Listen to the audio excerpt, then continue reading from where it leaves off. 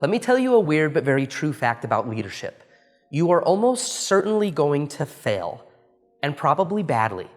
You're going to make huge mistakes, you're going to let people down, you're going to make bad decisions from time to time, but here's another fact, and it's pretty amazing. If you deal with them right, most of those failures are going to make you a much, much better manager. When I took my first flight test for my pilot's license, it was an absolute disaster. I had prepared for months, and I knew that I was going to get grilled on everything from navigation, aerial maneuvers, emergency procedures, all of that. And it's a super stressful test, and it should be, because as a pilot, you usually have the lives of other people in your hands, and you have to be proficient. One thing I knew that was going to happen during this test was what pilots call a simulated engine out. At some point in the flight, the examiner would literally cut the engine off and then see how I handled the situation. I knew this was going to happen. I had prepared. I knew it was coming.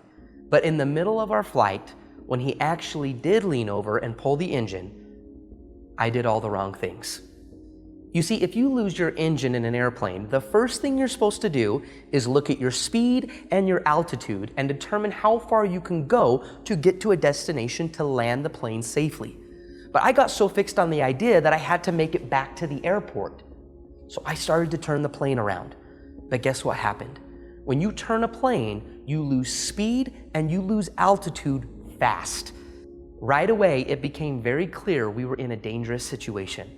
If it had been real, my decision would have probably crashed the plane and probably would have cost us our lives. But it wasn't real.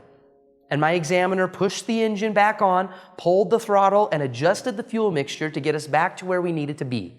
He then looked at me and said, "You have failed your flight examination." That was a really hard day. I was a young high school senior, and nothing was more important to me than flying and becoming a pilot. And in that moment, it was over. It was done. When we landed on the tarmac, I remember my whole family was there waiting. They were cheering, waving, and holding signs, so excited. And on the sign, it said, "The world's newest pilot." And I walked up to my family, literally with tears in my eyes, and I said, "I failed. I failed." It was really hard. And the most embarrassing moment in my life to that point. But then I made a choice. I knew that I still wanted to fly. And so I didn't want to retreat. I didn't want to give up. But instead, I hit the books.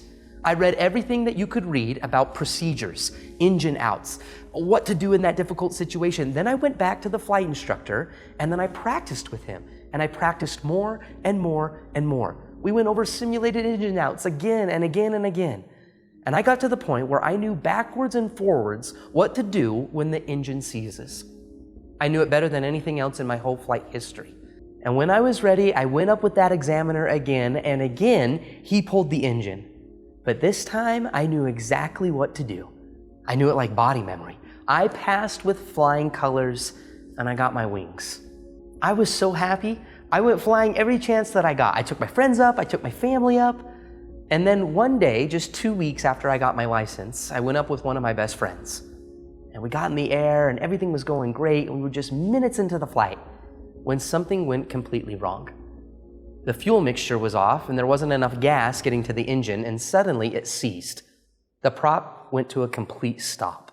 Our engine died. But this time it was for real. This was not a simulated experience. This was really happening. And I knew that the decisions that I made would really, really matter. But I also remember in that experience being so calm, having such clarity about what I needed to do. This was exactly what I had failed at. And because of that, it was exactly what I now knew by heart. I looked at the speed.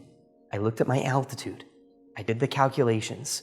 This time, I knew we could get back to the airport. I knew it not because I wanted it to be true, but because the math told me that it was true. We turned back on our base approach and landed safely at the airport. My friend and I both lived that day. And it was not in spite of that first failure, but because of it.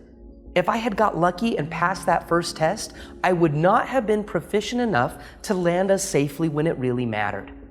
There's real power in failure if you're willing to learn from it. Sometimes in life, good things have to fall apart so that better things can flow from them.